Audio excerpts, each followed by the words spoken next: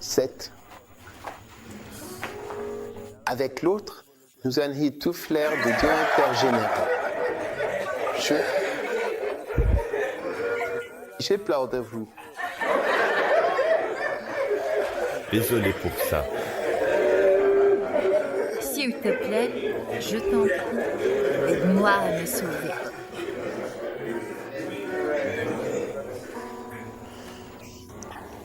Oui, deux questions.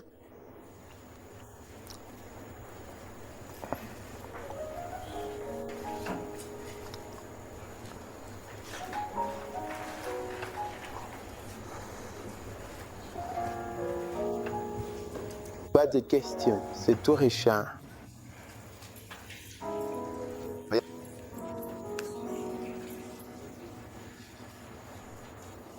Celui qui portait le nom de poisson. Jésus a dit, suis-moi, je ferai de vous des pêcheurs d'hommes. Je vais vous transformer votre travail. Travail. De la pêche au poisson. En pêcheur d'hommes. Vous êtes en train d'être déplacé dans la vie séculière. Le métier de ta vie a changé. Donc, ceux d'entre nous qui sommes ici avons vu notre vocation. C'est ta qu'en penses-tu de la fabrication de bijoux? Crains joignons céleste. Si Jésus t'avait vu, il aurait dit, c'est moi, je ferai de toi. Bijoutier, c'est là. On a appelé ça quand on est bijoute.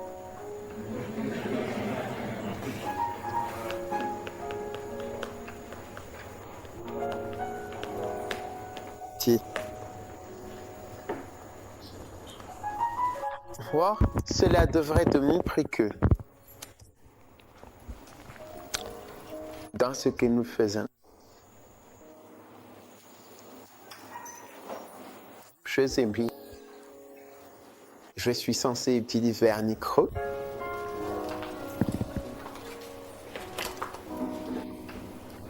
Dans tout ce que nous faisons, cela devrait nous montrer que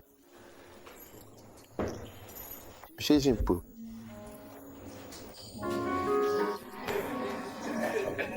Que rendre terrible, un son terrible. Quoi? Jésus peut faire de toi quelque chose. Quick.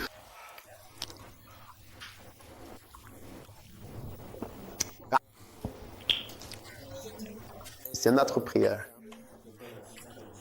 C'est comme ça qu'il m'a sonne. Non, les gars. C'est ma prière.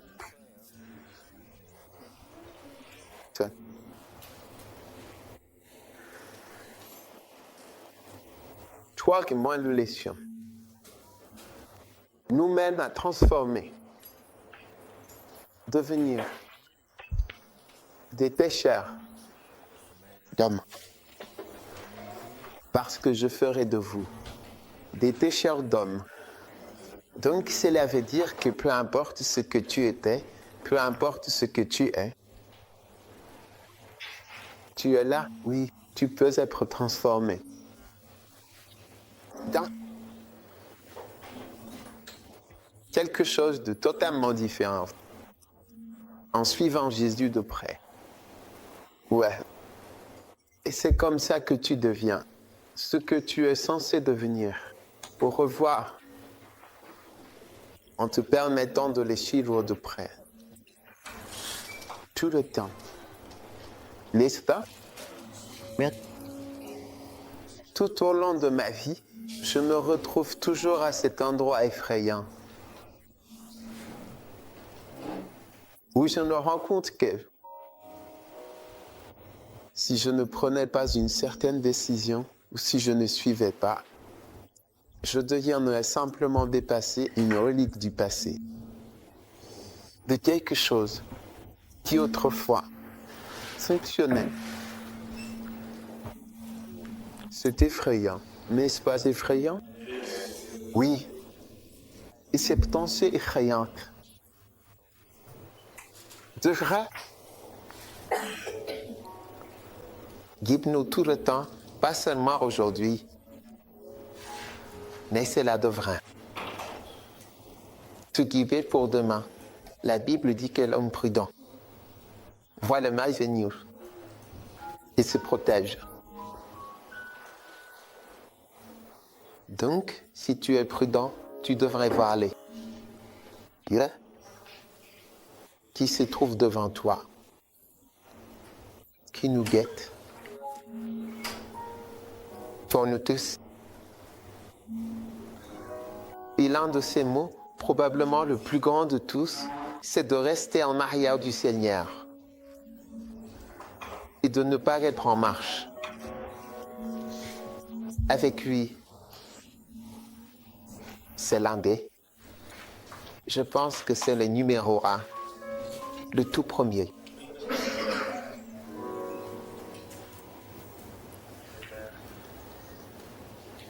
Des deux sans toi.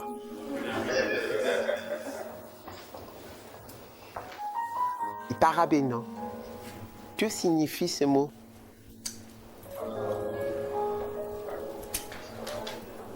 Autour. Dans les environs de la volonté de Dieu n'est pas vraiment miséricorde. C'est un mot douloureux. C'est un mot douloureux. Être dans les environs de la volonté de Dieu n'est pas vraiment dans la volonté de Dieu. Voisinage de la volonté de Dieu. N'est pas vraiment dans la volonté de Dieu. C'est un endroit effrayant. Amen. Amen.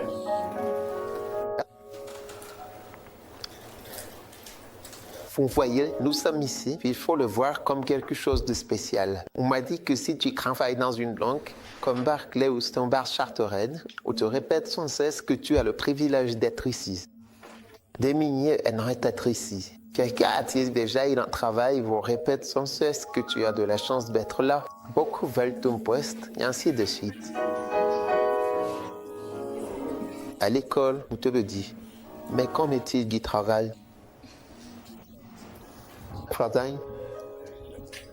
Personne n'a déjà eu un bon travail. Personne n'a eu un bon travail avant. Bien Airways.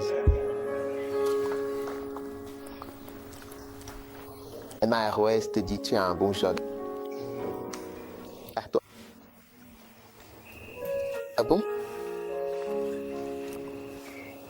Ceux qui volent.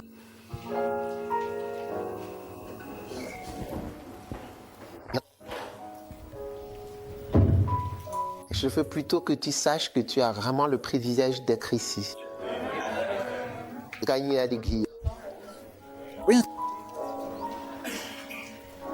Récemment, j'ai eu, je ne sais pas si c'était une vision mentale, et j'ai vu quelque chose comme, j'avançais comme ça. Et puis beaucoup de personnes qui étaient à l'école avec moi. Oui. À l'école avec moi et tout ça était comme ça. Et puis beaucoup d'entre eux ont commencé à venir, à se pencher vers la route que j'empruntais. Et le Seigneur m'a montré que beaucoup de choses qui arrivent dans la vie elle-même, la façon dont la vie, elle va progressivement continuer.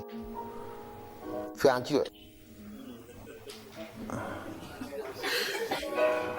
Tu le sais, ça, elle t'incline. Quand les choses commencent à arriver et que ce n'est pas comme Dieu l'avait prévu. Tu te souviens un peu de Dieu, d'une force supérieure. Et la force supérieure qui existe, tu vois cette force supérieure. Bon, mais c'est une vraie force qui a tendance à t'incliner. Dimanche dernier, j'ai eu une réunion avec quelques pasteurs.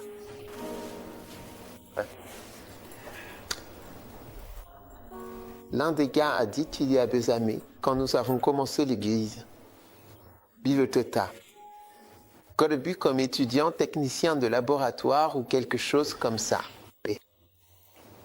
Je crois que le professeur lui a demandé où il allait. Il a répondu qu'il allait à l'église. Alors il lui a demandé quelle église c'est. Il dit ça. Et il a dit quoi? Qui est le pasteur de cette église? Et il a répondu Woman Dougewit. Et quand il a dit Dougewit Miss, mais gars qui a te gagné. Il a ri. Et quand il a fini de rire, il a demandé ce gars-là, Dougewit Miss, il est normal? Vous voyez, il est normal.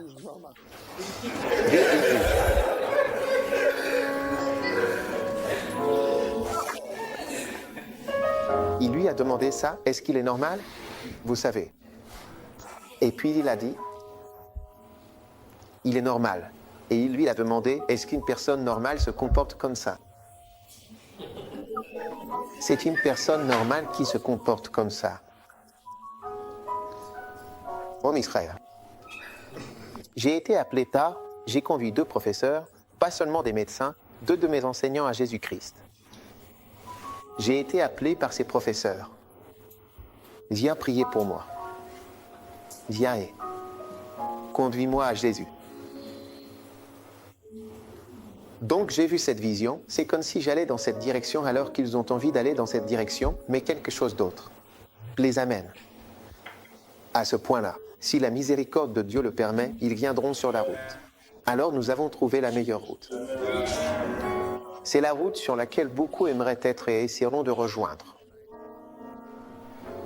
Mais vous voyez, les gens nous regardent et prédisent notre chute. Et prédisent notre destruction. Et prédisent cela. Ils disent qu'on n'y arrivera pas. Même jusqu'à maintenant, ils l'ont prédit et nous sommes toujours en train d'avancer. Ils se demandent si nous sommes normaux. Et ce gars-là a dit, je me souviens, le gars Harry. J'ai dit, est-ce qu'il est normal? Est-ce qu'une personne normale agit comme ça? Tu vois? Dieu merci, tu as trouvé la meilleure route. Amen. Ce n'est pas une route normale. Est-ce que c'est une route normale? Comment ça pourrait être une route normale? Car contrairement à la pensée humaine, c'est une route de foi. C'est la route de la foi, Amen, et c'est par la foi que les anciens ont obtenu un bon témoignage. Amen. Récemment, je lisais un livre de John Wesley. Et rejoignez. Et il disait dans ce livre qu'il avait rencontré John Wesley. Et John Wesley a dit, on m'a donné une torche et j'ai lancé un mouvement. Et ainsi de suite. Et il a dit, je l'ai fait en rassemblant de petits groupes de personnes et en les transformant en forteresses de la vérité. Et je vous le dis, probablement. À part le premier mouvement que le Seigneur a lui-même lancé. Alors, probablement, enfin, je veux dire juste d'après ce que je peux voir, ce qui a atteint l'Afrique et probablement le monde entier, c'est l'Église méthodiste. Méthodiste. Vous savez, c'est mondial. Un jour. Je suis allé à Nianjano et j'ai vu l'Église méthodiste. Je suis allé à Busieur. Village et j'ai vu une église méthodiste. Je veux dire, elles sont partout et c'est ce mouvement que John Wesley a lancé en rassemblant, selon cette vision, de petits groupes de personnes et en les transformant en forteresses de la vérité. Donc, nous sommes en train de faire l'histoire ici. Nous rassemblons aussi de petits groupes de personnes et les transformons en forteresses de la vérité. C'est vrai. Amen. Vous savez, parfois, quand on sait où l'on est, cela aide à être fort et à rester stable. Et à savoir, vous savez quoi faire. Et à savoir que vous êtes sur la bonne voie et que vous devez faire ceci, faire cela, et ainsi de suite. Alors nous remercions le Seigneur. Amen. Est-ce que quelqu'un a une autre question? J'ai répondu à la première question. Donc Big Daddy posait une question à propos du fichier ESCAN. Et pourquoi le nom fichier ESCAN? C'est comme ça qu'on en est venu à parler de tout cela. Mais nous sommes bénis. Il faut voir les choses de la bonne manière. Et j'espère qu'à la fin de notre camp, vous verrez les choses de la bonne manière. En fait, je vais vraiment essayer de corriger notre façon de penser. Parce que vous voyez, si vous êtes dans le ministère à plein temps, d'accord. Vous pouvez faire de grandes erreurs dans votre manière de penser. On peut facilement se dire, j'ai un travail, je fais quelque chose, je fabrique des livres, je vends des livres, j'écris ceci sur un ordinateur, je remplis des formulaires, je vends n'importe quoi, je fais ceci. Mais il faut avoir le bon état d'esprit et il faut vraiment penser correctement. Sinon, votre ministère à plein temps peut partir en fumée. Il est très, très important que vous considériez le ministère comme un ministère. Vous savez, c'est tout ce que c'est. C'est un ministère. Amen. Y a-t-il d'autres questions ?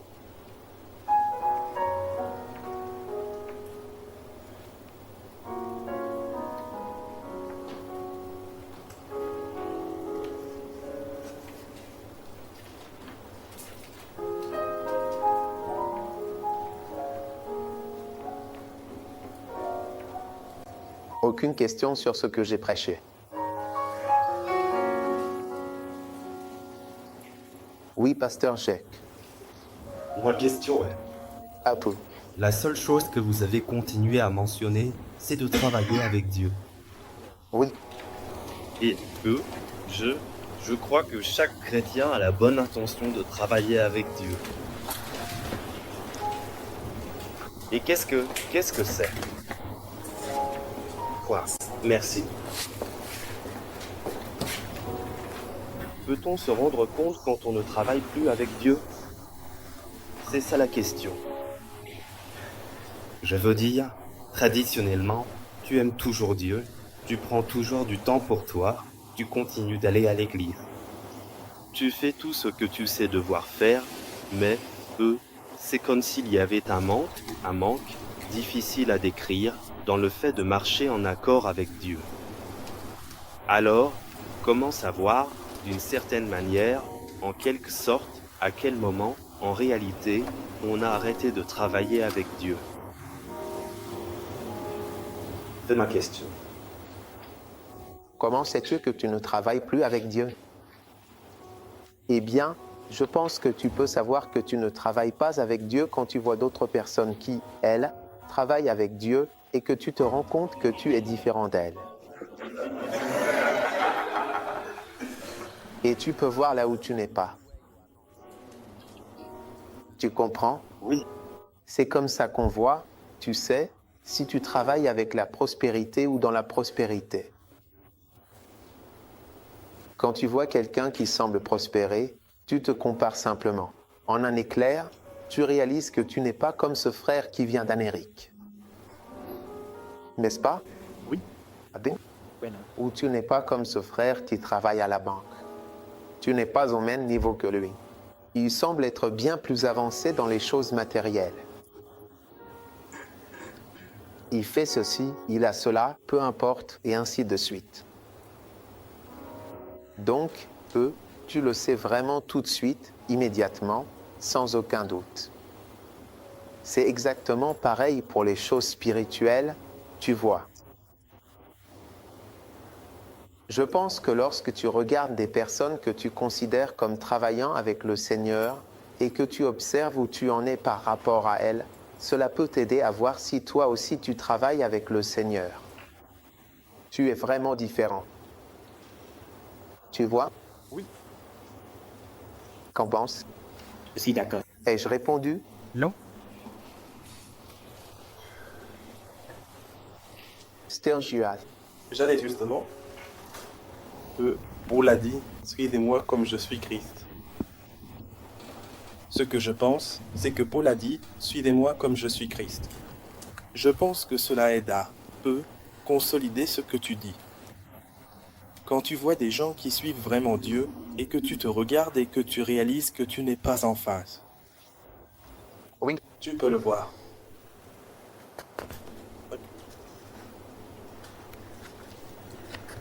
Bien.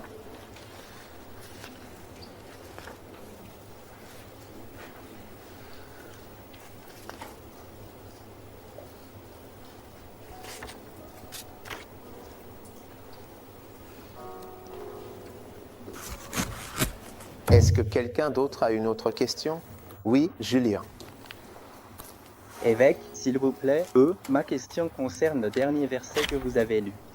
Oui, 1 Thessaloniciens 5h20, il est dit « Par amour dans les moments de besoin et en toute saison, frères, vous savez que je vous écris. » La question que je veux vraiment poser, c'est simplement de savoir si tu n'as pas besoin de savoir. d'être écrit D'être écrit. au sujet du temps. Oui. Et de la saison. Oui. Donc, s'il y a une saison 2. Il y a le mouvement de Dieu en termes de miracles peut-être, généralement dans la plupart des églises ou dans un mouvement charismatique, c'est ce qui se passe.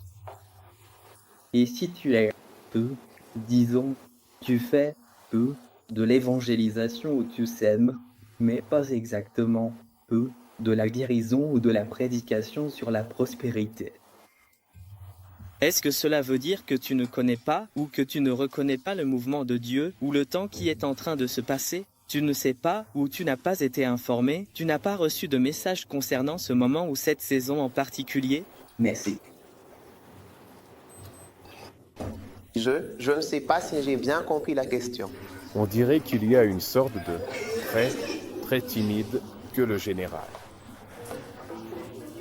Tu es différent. Est-ce que ça veut dire que tu es hors saison? C'est un vrai hasard. Et Dia, je pense que, c'est. Ce n'est pas si facile à voir, tu sais. Surtout quand tout le monde fait quelque chose, ça ne veut pas dire que c'est juste. Oui. Donc celui-là, ça ne veut pas dire que c'est juste. Encore une fois, tu ne peux pas exclure le fait de connaître Dieu personnellement et d'avoir une conviction personnelle. Amen. Sur tout ce que tu fais. Tout ce que nous faisons en Christ et dans l'Église se résume à nos croyances personnelles. C'est vrai. Ce dont nous avons été convaincus. Pat. À propos. Tu comprends? Tu es là? Oui, je suis là. Merveilleux. Y a-t-il une autre question avant que nous passions à... Je veux qu'on aille directement dans le... Si on termine, on se détend, on joue au golf et on nage jusqu'à ce qu'on reparte. Le temps est écoulé. Une autre question?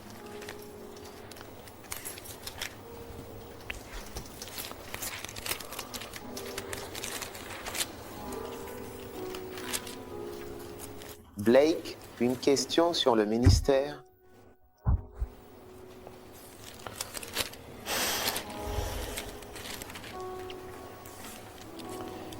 Tu sais, poser des questions est un signe très important d'intelligence. C'est vrai. Tu sais, quand on était à l'école, on posait une question, les gens criaient. Tu as déjà vécu ça? Toujours. Ouais. Et moi, je posais des questions et les gens me criaient dessus. Et je me souviens particulièrement, dans mon ancien lycée, en terminale, dans ma classe. Et ma moyenne était la plus élevée de la classe quand on a fini la terminale. Personne n'avait une meilleure moyenne que moi en terminale dans mon ancien lycée quand j'ai terminé. Mais quand je posais une question, c'était comme si j'étais stupide de poser cette question. Mais le fait que je pose une question montrait que j'y réfléchissais. Et quand on réfléchit à quelque chose, il y a forcément beaucoup de questions. Beaucoup d'entre vous portent des badges. Vous voyez City Network, quoi? Réseau rural, vous n'avez aucune question à ce sujet?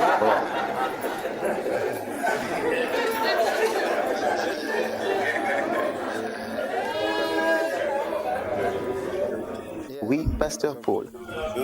Je gardais cette question de côté parce que je pensais qu'on en parlerait peut-être au cours de... Oui. Mais je voudrais juste poser la question. Monseigneur, y a-t-il une différence entre un ministre à plein temps et quelqu'un qui travaille avec l'Église ou est-ce une zone grise? Quelqu'un, tu travailles. Y a-t-il vraiment une différence notable entre un ministre à plein temps et quelqu'un qui travaille, d'une manière ou d'une autre, avec l'Église ou bien est-ce, selon vous, une zone grise difficile à définir? Non. C'est... Nous, dans l'Église, nous avons le personnel ministériel et ensuite nous avons le personnel spécial. Vous comprenez? Et eux. Oui.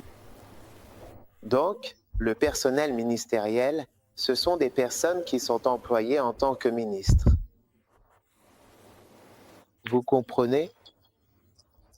Des personnes qui exercent un ministère et qui sont, en essence, ministérielles dans la nature de leur activité au sein de l'Église. Le personnel spécial, ce sont des personnes qui sont eux. Les personnes qui sont, comment dire, eux, comme les imprimeurs, les chauffeurs, les agents de sécurité, ils ne font pas partie, ils ne sont pas membres du personnel du ministère. Vous savez, ils ne sont pas forcément membres du personnel du ministère. Même s'ils pourraient l'être, ils ne le sont pas. Si nous avons besoin d'un chauffeur, il n'a pas besoin d'être pasteur pour l'être. Ils doivent être appelés par Dieu. Mais la plupart d'entre nous ici, je crois et j'espère, sont d'une certaine manière appelés à un niveau d'activité ministérielle. C'est pour cela que vous êtes ici. C'est pour cela que les chauffeurs ne sont pas ici. Ce n'est pas parce qu'ils ne sont pas importants, mais c'est une réunion spirituelle. Amen. Amen. Vous comprenez? Oui. Et parmi le personnel ministériel, nous avons effectivement différents endroits où nous travaillons en général. Nous avons les villes comme des endroits comme Accra, Kumasi, Takoradi. Surtout Accra, où il y a beaucoup de monde. C'est un niveau, un groupe. Et puis nous avons le milieu rural. Là, on va un peu plus loin, plus en profondeur dans l'arrière-pays, ce qui est plus important dans la Bible. Et c'est ce que nous appelons le réseau rural. Et puis, nous avons certains membres du personnel ministériel qui sont à l'international. Maintenant, cela coûte plus cher pour le pasteur Richard parce que Richard gagne plus d'argent que moi. Mais lui, comment dire, ça lui coûte plus cher de payer son loyer et de vivre pendant un mois. Tu comprends?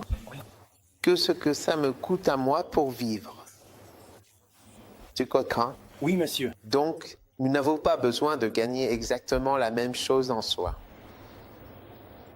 De la même manière, si tu vis à du Knofin-Suom, où j'ai déjà vécu, tu n'as pas vraiment besoin de beaucoup d'argent pour le transport. Même à Cap Coast, tout le monde prend le service. Ils appellent ça le service. Et c'est, je crois, 1000 cédis pour aller n'importe où. N'est-ce pas? À Sudru aussi. Comment ils appellent ça à Sudru? Taxi, ils disent. Ils appellent ça taxi et à Cap Coast, ils appellent ça service. Donc tu prends le service partout et je crois que c'est combien? Combien ça coûte à Sudru? 1000. Pour aller où? Trop et taxi, c'est toujours 1000. Oui, de n'importe où à n'importe où. Trop taxi. Il n'y a pas de distinction entre trop et taxi, c'est une voiture en mouvement. Tu comprends? Donc, si tu habites Bialoua, c'est pareil, mais je crois que c'est 2000. 1500. Aller n'importe où, c'est vrai. C'est cher. C'est plus cher. Donc, à Accra, ça coûte 1000 cédis pour aller quelque part. Oui, monsieur. Jeannette, merci d'avoir regardé. Trop. 6 000. 6 000. Donc, vous réalisez que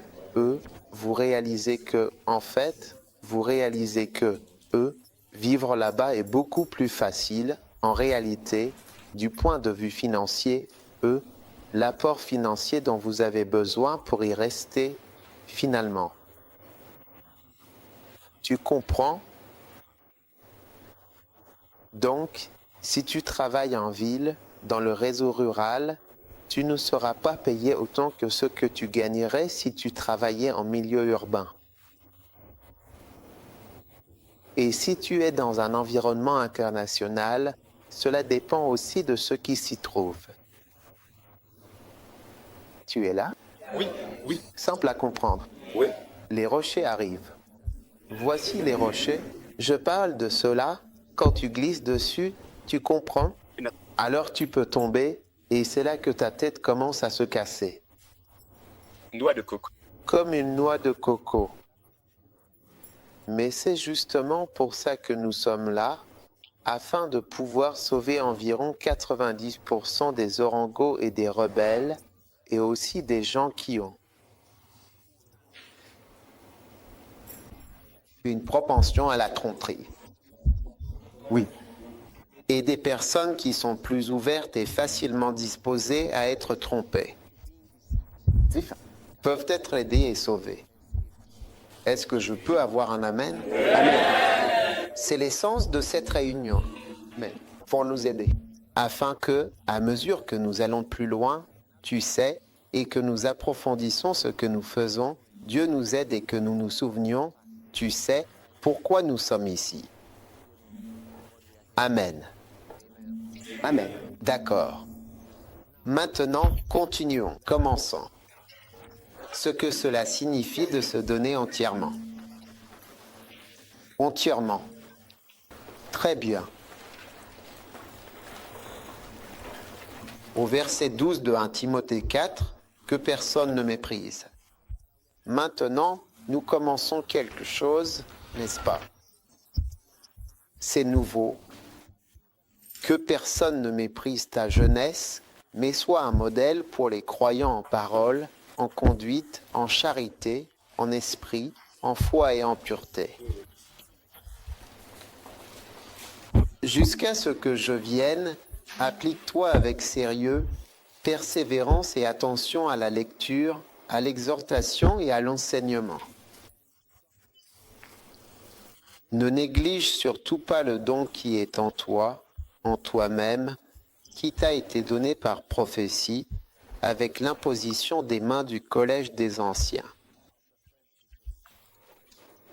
Médite ces choses. Donne-toi tout entier à elle, afin que tes progrès soient évidents pour tous. Veille sur toi-même et sur l'enseignement.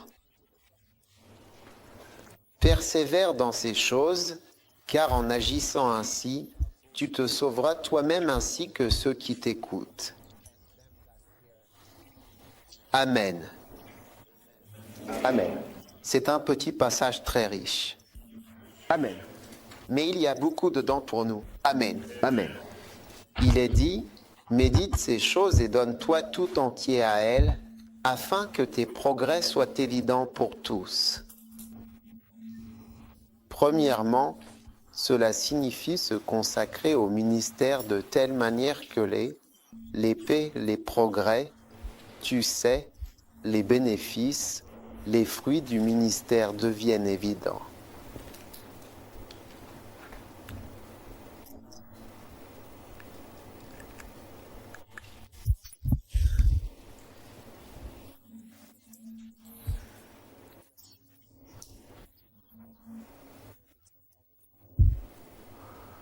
Tu vois?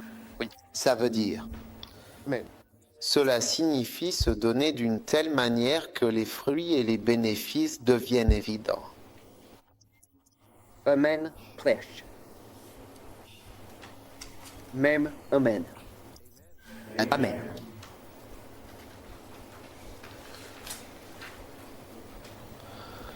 Alors, il y a de nombreuses années, quand j'ai commencé, je suis aussi assis parce que je suis aussi fatigué. Tout comme vous êtes aussi assis, donc. Mais il y a de nombreuses années, quand j'ai commencé, dans le ministère, je me souviens que le Seigneur m'a donné ce passage, tu sais. C'était, je crois, en 91. Tu sais, 1991. À partir de janvier 1991, je suis devenu à plein temps dans le ministère. Et le Seigneur m'a mis à cœur de me donner complètement. Amen. Quand je dis complètement, je veux dire tout. Amen. Rien, ne rien laisser de côté. Je ne devrais rien faire d'autre dans ma vie à part le ministère, y compris les affaires, la médecine. Rien. Je devais me consacrer totalement et complètement à son œuvre et au ministère. À cette époque, je faisais des affaires. J'étais propriétaire d'un camion-ben. J'avais un gros camion-ben Bedford bleu. Très beau, automatique. Et je faisais du commerce de sable et de pierre et je fournissais, à cette époque, ils réhabilitaient le port de Théma et je leur fournissais du sable venant, d'Athénia.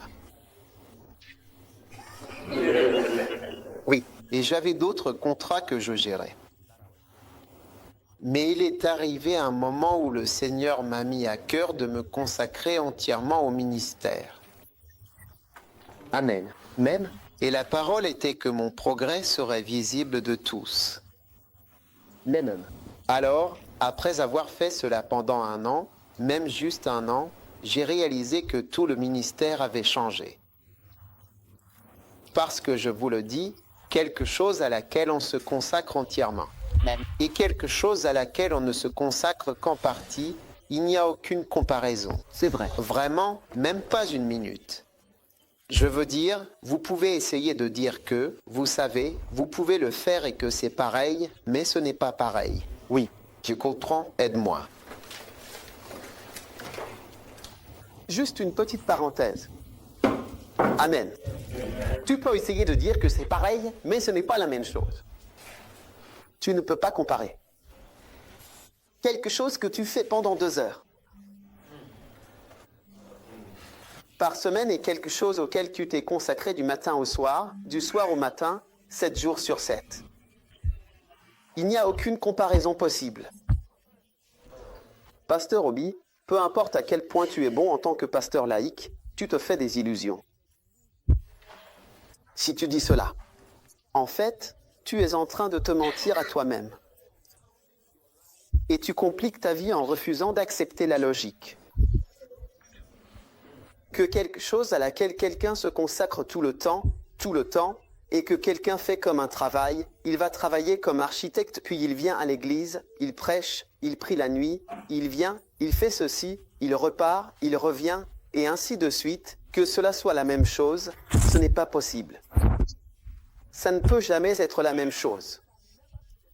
Quelqu'un se donne entièrement et quelqu'un d'autre se donne en partie ou en grande partie, ce ne sont pas les mêmes choses. Tu comprends? Ça ne peut pas être la même chose. Donc aucun laïc, aucun pasteur laïque, tu comprends, ne devrait se tromper lui-même et personne. Si tu ne veux pas être pasteur à plein temps, continue simplement comme pasteur laïque, mais ne rajoute pas un mensonge en plus. Par rapport à ce que tu fais et dire que c'est la même chose, alors que tu sais, tu te rends compte que les gens méprisent le ministère laïque, le ministère à plein temps, et disent après tout, tu prêches et je prêche, peut-être que mon église est plus grande que la tienne. N'est-ce pas? Ouais, et c'est comme si, après tout, quelle différence cela ferait-il? Je prêche, je fais tout, je rends visite, je fais ceci, je fais cela, tu vois, mais c'est une illusion, c'est une tromperie. Qu'ils sont une seule et même chose. Ce ne sont pas la même chose. Ça ne peut pas l'être, ça ne le sera jamais, et ça ne pourra jamais, en aucune circonstance, être la même chose. Ce n'est pas le cas. Ce n'est absolument pas la même chose. Ce sont 2 mondes différents. Je dis souvent aux laïcs, écoutez, vous êtes un pasteur laïque. Peu importe à quel point vous êtes bon en tant que pasteur laïque, vous n'êtes pas à plein temps. Ce sont 2 mondes différents. Vous pensez savoir ce qu'est le ministère à plein temps. Et parce que vous n'y êtes pas ouvert, n'est-ce pas, vous le méprisez. Et vous le méprisez et vous l'égalisez et le neutralisez en disant, après tout, je prêche, je sers, j'impose les mains, les gens tombent, je viens à l'église, les membres de l'église augmentent, je fais du travail pastoral tout le temps, le soir, le jour, le samedi, le dimanche, je suis toujours là, toute la journée, et ainsi de suite. C'est juste que le lundi, mardi, mercredi, jeudi, vendredi, je dois aller travailler de 8 heures jusqu'au soir, mais je fais quand même ce que je peux et l'église fonctionne. Oui, et je passe des appels depuis mon bureau. Tu comprends? Ce ne sont pas les mêmes choses. Elles ne peuvent pas être les mêmes choses. Donc c'est une illusion et une tromperie. Et comme nous venons d'un milieu laïque très marqué, nous devons maintenant pencher de ce côté pour pouvoir nous équilibrer jusqu'à ce que nous soyons au milieu du chemin. Tu comprends? Donc, une fois que nous aurons traversé tout ce que nous traversons, nous devrions avoir un profond respect pour le ministère à plein temps. Quoi? Tout tourne autour de ce qu'on attend de nous. Maintenant, si Paul a dit, consacre-toi entièrement à ces choses. Si Paul a dit, consacre-toi entièrement à ces choses. Alors, qui es-tu pour dire que nous devrions nous consacrer seulement en partie? Pourquoi te consacres-tu qu'en partie? Oui, je veux dire, Paul, l'apôtre Paul, et il écrit à son fils, Timothée, et au pasteur. Il a dit, consacre-toi totalement. Totalement à cette chose, consacre-toi totalement à cela, consacre-toi totalement à la chose. Pourquoi inventes-tu une nouvelle? Comment tu appelles ça? Consacre-toi surtout. Ou en partie. À la chose. Ce n'est pas la même chose. Ne te trompe pas, quelles que soient les circonstances. Ce n'est pas la même chose. Ça ne sera jamais la même chose. Peu importe à quel point tu veux nous rabaisser et dire « Oh, nous ne faisons rien ». Il dorment toute la journée. Et c'est pour ça qu'on appelle le pasteur et qu'on dit « Oh, tu dormais ». Je te rappellerai « Oh, pasteur, comment vas-tu? Tu te reposes et tout ça ». Parce que l'esprit est un esprit de mépris. Il y a tellement de mépris. Et c'est pour cela que Paul a commencé ce petit passage en disant que personne ne te méprise, parce que nous ne devons pas permettre aux gens de nous mépriser quand nous sommes dans le ministère. Tu ne dois pas permettre aux gens de te mépriser, et l'une des façons de ne pas permettre cela, c'est de ne pas être avec des gens qui méprisent le ministère. Moi, je ne fréquente pas des gens qui méprisent, même les pasteurs, je ne côtoie pas des personnes qui méprisent le ministère à plein temps. Je me rends compte que tu ne comprends pas ce que je fais. Je m'éloigne simplement, tu es peut-être éclairé, mais je n'ai pas grand-chose à voir avec toi. À part dire bonjour, salut, comment ça va, comment vont les choses? Je passe à autre chose, parce que je vois que tu ne comprends pas ce que je fais. Et dans ta tête, tu méprises cela. Il y a des gens qui, tu sais, mettent même la pression sur les étiquettes, mais qu'est-ce que c'est? Mais nous faisons tous le travail. Nous faisons tous le travail. Qu'est-ce que c'est? Je veux dire, il n'y a pas besoin de tout ça, tu sais. Et parfois, tu peux exercer un ministère à un très haut niveau, mais dans ta tête, tu penses qu'il y a un mépris subtil, que ce qu'ils font n'est pas nécessaire parce que nous, on le fait. De toute façon. Et nous y arrivons. Et nos juges travaillent sans être à plein temps. Mais Paul a dit, consacre-toi entièrement afin que tes progrès soient évidents pour tous. Si je n'étais pas à plein temps dans le ministère, l'Iptus ne serait pas ce qu'il est aujourd'hui, peu importe ce que vous en dites. Je me suis entièrement consacré à ce que je fais. Toutes ces années où j'ai exercé ce ministère, je m'y suis donné pleinement, totalement et complètement.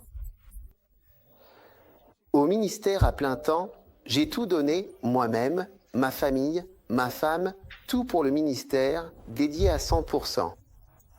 Je ne fais rien pour gagner de l'argent. Absolument rien.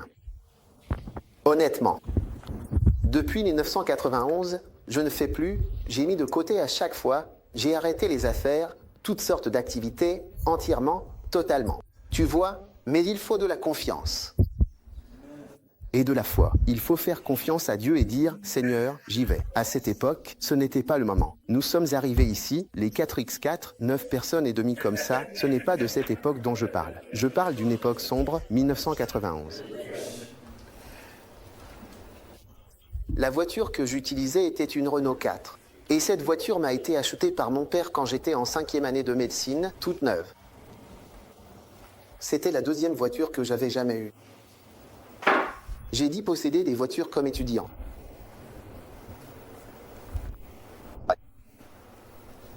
Entrer dans le ministère à plein temps, ce n'était pas du tout ce que vous voyez aujourd'hui. Ce que vous voyez maintenant, c'est une version édulcorée de ce que nous faisions à l'époque. Version révisée. Oui, révisée.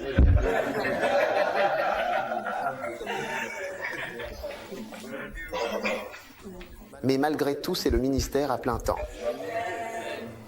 C'est toujours l'œuvre de Dieu. C'est peut-être plus facile, mais c'est ça, l'essence des pères. Les pères rendent les choses plus faciles pour leurs enfants. Parce que si tu as un bon père, il essaiera de rendre les choses plus faciles. Mon père était à Freetown, en Sierra Leone. Pour ses études, il est allé au collège Fourabé. Et quand il était là-bas, il voulait que quelqu'un paie. pour qu'il prenne des cours de piano. Il y avait un professeur de piano qui venait et il voulait que son tuteur, ou la personne qui s'occupait de lui, paie pour qu'il prenne des cours de piano, mais cette personne a refusé de payer. Il parlait toujours de 10 shillings ou 100 shillings, ou quelque chose comme ça. Il disait toujours, il me fallait juste 10 shillings pour payer mon cours de piano et ils n'ont pas voulu payer. Donc il admirait Mozart, Beethoven. Mon père connaissait tous les. Quand on disait, ça, c'est la symphonie numéro 42, il savait. La symphonie numéro 41, c'est celle-ci. Concerto ou autre, et ainsi de suite. Il connaissait tout cela, dès qu'il entendait, il savait, ah, ça c'est Beethoven, ça c'est Chopin, ça c'est Mozart. Et il voulait vraiment jouer, mais il a été privé de piano parce que personne ne voulait payer. Alors, quand nous sommes arrivés, il a payé pour le piano, il m'a trouvé un très bon professeur de piano. Il nous a tous fait prendre des cours de piano parce qu'il pensait que ce qu'il avait perdu, ou ce dont il avait été privé, nous devrions l'avoir. Et il a payé et a essayé de nous encourager, tout au long du chemin pour que nous ayons ce qu'il n'a pas eu. Tu comprends? Donc, si tu as un esprit paternel, tu n'essaieras pas de réprimer. La plupart des gens n'ont pas d'esprit paternel parce que, même si nous avons souffert de quelque chose, quand nous voyons d'autres en souffrir, nous disons « Eh bien, je vais te montrer qu'il faut en baver avant de pouvoir avancer dans la vie. » Oui, et c'est comme ça. Parfois, tu vois des gens qui essaient de faire des études de 3e cycle à l'étranger, ils ont tellement galéré, puis il y a des bourses de 3e cycle ou autres qui traînent sur leur bureau et ils ne les donnent à personne, ils disent juste « ça doit rester là ». Et les parents verront ce que ça fait, et ainsi de suite. Donc, ce n'est pas une attitude paternelle. Je veux dire, un vrai père, à moins que ce ne soit pas un vrai père, ou qu'il te déteste vraiment pour une raison quelconque, ou bien qu'il déteste ta mère pour une raison quelconque, quelle qu'elle soit. C'est ça. Là. Donne-toi entièrement. Et le Seigneur. Tu sais, quand j'ai commencé le ministère à plein temps, je me suis dit, le Seigneur montrait tellement. De grâce et l'éctouse a grandi, de cette petite salle dans la cantine jusqu'à là où nous en sommes aujourd'hui. Beaucoup de nos missionnaires ne sont pas ici aujourd'hui. Ils viennent de partout, des pays africains, ils travaillent, des églises, des branches. Tu comprends? Oui. D'un ministère qui ne valait même pas, tu sais, à l'époque, on n'avait même pas dans nos comptes bancaires, même pas 1000 ou 10 000 dollars. À un ministère qui peut payer et qui l'a déjà fait, l'a démontré plus d'une fois. Des millions de dollars. Tu comprends? Il a dit que tes progrès soient manifestes pour tous. Et je crois que bien souvent, les gens ne se donnent pas entièrement, et c'est pourquoi les bienfaits du ministère ne se manifestent pas, et les gens méprisent le ministère. Parce que, maintenant, nous nous donnons, mais pas entièrement, nous ne donnons pas notre cœur, nous ne donnons pas tout à Dieu. Je vais donner ceci, mais notre esprit est ailleurs. De toute façon, nous y reviendrons. Donc, premièrement, cela signifie se donner soi-même de telle manière que votre progrès soit visible pour tous. Deuxièmement, cela signifie donner votre esprit à Dieu. Quand on dit se donner entièrement, il faut donner son esprit au Seigneur. Tenez. J'ai employé des gens et je me suis rendu compte qu'il existe différents types de personnes au travail. Certains donnent leur esprit au travail, mais d'autres ne s'investissent pas mentalement dans ce qu'ils font. On voit bien qu'ils essaient juste de faire quelque chose pour que le temps passe, puis ils rentrent chez eux. Et une fois chez eux, ils ne pensent même plus au travail. Donc, on se rend compte que même s'ils se donnent au travail, leur esprit, lui, n'est pas investi dans le travail. Tu peux demander à ma femme, tu sais, parfois même à l'excès. Tu vois bien que mon esprit est actif.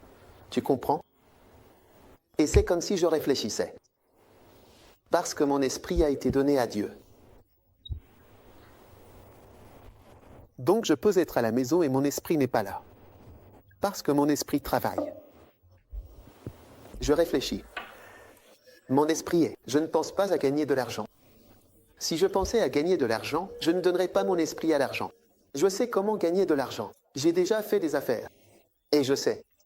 Dieu m'a donné un esprit d'analyse. Je peux repérer une affaire qui ne marchera pas. Ça ne marchera pas. ça va s'effondrer. C'est très difficile de gagner de l'argent, même au Ghana. Et dans le monde, donc je peux voir que c'est comme ça que ça va se passer par la grâce de Dieu, mais mon esprit n'est pas. Mon esprit, quand il s'agit de gagner de l'argent, c'est plutôt pour économiser de l'argent pour l'Église. Oh ouais, mon esprit n'est pas fait pour gagner de l'argent, mon esprit n'est pas fait pour me protéger. Je ne me surprends pas à réfléchir à comment me mettre en sécurité. Oui, mon esprit a été entièrement donné à Dieu, tu vois, c'est pour ça qu'on dirait que je profite vraiment, donc mon esprit n'est pas centré sur moi-même. Oh oui, tu vois, je veux que tu comprennes quelque chose.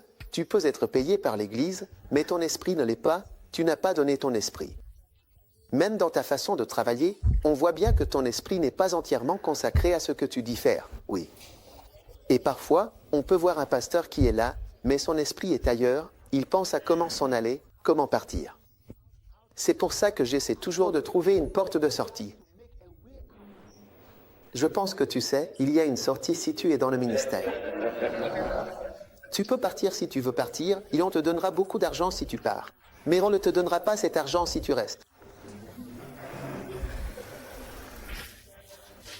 Pasteur Steve, c'est bien ça? Je l'ai fait plusieurs fois. Il y a de l'argent disponible pour que tu partes. Si tu es employé à plein temps, que tu fais partie du système et que tu veux partir, on te donnera beaucoup d'argent pour que tu puisses t'en aller. J'ai dit, maintenant. On pourra peut-être changer ça plus tard, mais pour l'instant, c'est ce que nous faisons. Parce qu'on veut que les gens partent. Et si tu veux partir à l'étranger, je t'aiderai.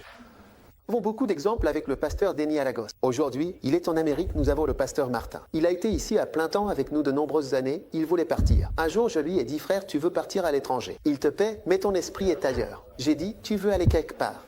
Alors, où veux-tu aller? Je vais t'aider. Je connais le chemin, je le connais mieux qu'à Passant. C'est une route que j'ai empruntée de nombreuses fois. Je peux te montrer où se trouve le lion, où se trouve le tigre, ils sont tous installés. Oui, je vais t'aider à partir et j'aiderai n'importe qui à partir, et aujourd'hui, ils sont tous à l'étranger. Heureusement. Je ne veux pas de quelqu'un qui en arrivera là. Il y a 3 erreurs qu'ils commettent en venant dans le ministère à plein temps, et l'une d'elles est de ne pas être ici de bon gré. Ne pas être ici de bon gré, je ne veux personne qui soit là à contre-cœur. Tu dois être ici. Pleinement. Dans ton esprit, et ton esprit doit être donné à Dieu, je te le dis. Pas à ta sécurité. Regarde, si nous sommes 2 dans un bateau et que l'un pense à se sauver lui-même tandis que l'autre pense à sauver le bateau. Tu comprends? Ou si l'un pense à comment tirer de l'argent du bateau et l'autre essaie de réfléchir à comment sauver le bateau. Ou si l'un pense à comment plaire à son patron et l'autre pense à comment obtenir quelque chose pour lui-même. Ce sont 2 choses différentes. Qui d'autre? Il y aura toujours des conflits parce que lorsque nous cachons des choses au patron. Tu penses à ce que le patron devrait savoir, il y aura des conflits parce que tu veux plaire au patron et toi, tu veux te faire plaisir à toi-même. Donc je dis ça, tu sais, parce qu'il est facile d'avoir peur, d'être effrayé et de regarder en se disant « Mais toi tu as ceci et l'autre a cela. » Et alors, qu'est-ce qui va m'arriver? Ne te laisse pas envahir par ces pensées. Concentre-toi sur le travail et tu verras, tu vois, il y a un lien. Tu sais, la plupart des gens ne voient pas le lien entre ceci et cela. Essaie de voir les connexions. Oui, même ce verset que je partage avec toi. Si je suis prospère aujourd'hui, si Dieu m'a béni avec tant de choses dont je ne peux même pas parler, dont je n'ai pas envie de parler. Tu comprends? Tu ne le sais peut-être pas, mais réfléchis à ce verset et regarde quelqu'un qui s'est donné entièrement. Totalement. Quant à savoir si j'en profite, c'est facile même. Si tu me connais un peu mieux, tu sais beaucoup de choses, je vois que je profite, que je bénéficie de ce que je fais, mais tu ne connais peut-être pas le lien. Tu peux te dire, oh, c'est à cause de sa mère ou de telle personne ou de ceci, mais tu ne sais pas. Tu continues à faire des calculs dans ta tête parce que tu n'es pas un croyant, tu es un calculateur. Salut. Oh toi, tu es un calculateur. Quand je m'abandonne à la grâce de Dieu et à la volonté de Dieu, Toi, tu t'efforces de t'accrocher à tout. Alors continuons à travailler à vivre. C'est pourquoi j'essaie ici de te montrer qu'être à plein temps, ce n'est pas recevoir de l'argent de l'Église. C'est se donner entièrement au Seigneur, à sa volonté. Pas juste pour obtenir tout ce que tu peux avoir, mais pour avoir l'esprit tourné vers Dieu et comment son œuvre peut avancer. Et c'est difficile pour moi de voir. Parfois, quand des gens se sont donnés entièrement, et certaines personnes se donnent partiellement, et certaines personnes se donnent dans leur esprit, se donnent à d'autres choses. Amen. Amen. Au Ghana et en Afrique, bien souvent, nous ne pouvons pas reconnaître le lien entre certaines décisions et la prospérité. Alors, lorsque ces décisions sont prises, nous nous mettons en colère contre les personnes qui prennent ces décisions. Par exemple, vous savez, comme peut-être quand on commence à dire « D'accord, le prix de l'essence sera celui-ci ». Nous n'arrivons pas à voir le lien entre ce prix réel. Le vrai prix de l'essence est la prospérité de la nation. Parce que notre esprit ne peut pas aller au-delà d'une seule étape, c'est étape de trop pour moi. Vous comprenez ce que je veux dire ? Mais il y a un lien entre le fait de facturer le vrai prix des choses et la création d'un environnement artificiel comme au Nigeria. C'est tellement artificiel, ce n'est pas le vrai prix de l'essence. Donc aucune entreprise n'a envie de venir raffiner le pétrole et de le vendre. Vous comprenez ? Personne ne peut faire des affaires ou quoi que ce soit là-bas parce que ce n'est pas réel. Même au Ghana, s'ils laissaient des gens comme Shell, qui vendent de l'essence à cette station mobile, tout le monde vendrait au prix qu'il veut et pourrait le faire varier, etc. Et avant même de s'en rendre compte, les choses pourraient être différentes dans le pays. Mais souvent, on ne se rend pas compte du lien. Si vous regardez un hôtel comme celui-ci, vous ne savez peut-être pas qu'avant de pouvoir créer cela, cette chose appartient à une seule personne, vous comprenez, et ce qu'il fait ou a fait, vous comprenez, pour pouvoir créer cela, vous savez, on devrait pouvoir voir ces personnes comme des leaders et des gens capables de faire quelque chose, mais on n'arrive pas à voir le lien entre un homme qui a la liberté de décider, je vais construire ceci ici, je vais faire cela ici, je vais faire un parcours ici, je vais faire ça. Il n'a pas une telle personne, on ne peut pas la mettre dans un gouvernement, je n'ai même pas la liberté de prendre des décisions ou de faire quoi que ce soit, donc vous voyez que ces personnes sont paralysées et on ne voit pas le lien. Pourquoi tout le Ghana ne peut-il pas ? Est-ce que ce n'est pas un bel endroit ? Le Ghana ne peut-il pas être comme ça ? Il y a des gens au Ghana qui pourraient rendre la zone qu'ils contrôlent comme celle-ci. Si on leur donnait la chance, mais on ne la leur donne pas. Mais on n'arrive pas à voir le lien. C'est pour ça que les Black Stars ne fonctionnent pas. On met un homme, on dit tu es l'entraîneur, mais il n'est rien, pas vraiment entraîneur. D'autres entraîneurs sont derrière l'entraîneur. N'est-ce pas triste qu'on joue la Coupe d'Afrique et que les Black Stars ne jouent pas ? C'est très grave et malheureux. Le Rwanda et d'autres pays sont besoin.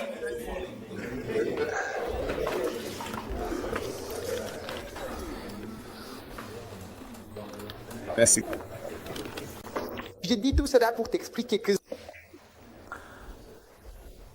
il y a un lien entre le fait de se consacrer entièrement et une voiture que tu vois quelqu'un conduire un jour, mais tu ne sais pas qu'il y a un lien. Tu ne peux même pas faire de rapprochement. Ou même la maison que tu vois chez quelqu'un, ou la paix que quelqu'un peut avoir.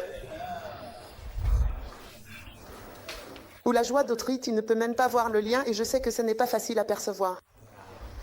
Mais je peux t'assurer que, parce que ce n'est pas moi qui l'ai écrit, et quand tu te consacres entièrement à Dieu, tu ne te donnes pas entièrement à moi, tu te donnes à lui. Alors laisse-le, fais-lui confiance pour s'occuper de toi, car aucun être humain ne peut te récompenser de manière adéquate. Tu sais, la Bible dit que la promotion vient du Seigneur, et tu peux te demander, mais comment cela va-t-il arriver ? Moi aussi, je me suis posé la question, comment cela va-t-il arriver ? Réfléchis, demande-toi, quand j'étais à Kolébu, je ne connaissais personne dans le monde. Aujourd'hui, on dirait que je connais tout le monde, je connais un tel, mais ce n'était pas comme ça à l'époque où nous nous consacrions à ces écritures. Il n'y avait rien, personne. Personne au Ghana ne m'a jamais pris par la main pour me présenter en disant « Tu vois cet homme de Dieu, je veux te le présenter, il est ceci, il est cela. » Ça n'est jamais arrivé. Au contraire, ils vont tout dissimuler. Alors aujourd'hui, je veux te parler à cœur ouvert pour te dire de croire en sa parole. S'il dit « Garde-toi pur », fais-lui confiance et vois s'il peut en sortir quelque chose et tu verras que tu en tireras profit. Laisse ton esprit soit donné à Dieu.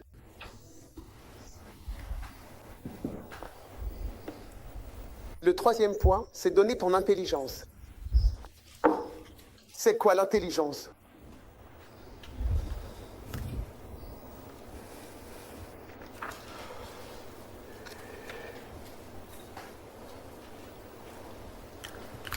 Hein? Qu'est-ce que c'est l'intelligence? On utilise souvent le mot intelligence. Humifie intelligence. C'est l'intelligence, non? La connaissance. Charisme et habileté. Et t'es malin? Tu as eu la mention très bien? Hein? Tu as eu la mention très bien? Super. Donne ta réflexion de premier de la classe. Tout ce que tu as utilisé pour obtenir la mention très bien, donne-le lui. Si tu regardes ce ministère, moi aussi, je veux dire, dans notre ville, il n'y a pas de mention très bien et je ne sais pas ce que j'aurais pu apporter. Je ne sais pas ce que j'aurais demandé. Mais tout ce que j'ai, je l'utilise tièrement. Tièrement. Honnêtement, je n'ai pas de choses que j'utilise pour gagner de l'argent. L'argent, c'est l'exemple le plus simple que je puisse donner. Pour gagner de l'argent, pour faire ceci, pour faire cela. Non, non, non. Je l'utilise pour Dieu. Ne te laisse pas troubler quand tu vois que je profite, que ça t'apparaisse soudainement, qui dit « ouais, ouais ». C'est une connexion, mais tu n'as pas la foi. C'est pour ça que tu donnes ton esprit. Tu te donnes pour être payé par l'Église, mais ton esprit vagabonde. Ton intelligence et ta ruse sont utilisées pour toutes sortes de combines. Toutes sortes de combines et toutes sortes d'idées. Donne-toi au Seigneur. Donne ton esprit. Ensuite, donne tes idées. Regarde toutes les idées différentes que j'ai eues. Les bergers. Berger, ministère, fraternité, conseil, ancien. Chopin, Raptairgen. Grande Frouk. Camp des pêcheurs, camp des bergers, ouvriers d'église, maison du parchemin, maison de la loyauté, tour de la puissance et de la sagesse, tour de la grâce, librairie vision, capitaine de bus. Tout cela, ce sont des idées. Ce ne sont pas des choses qui existaient avant. Bureau de soins pastoraux, école biblique, WLBS. ABNTC lit dans les églises du campus universitaire, les églises commencent à décoller, j'église, K-église, église blanche, ce sont toutes des idées, toutes ces idées, mais il y a des idées qui ont été données, l'esprit travaille pour l'église et pour Dieu, pas même une seule idée d'entreprise, pas même une seule. T'as une seule idée pour gagner de l'argent. Mais tes idées pour l'église.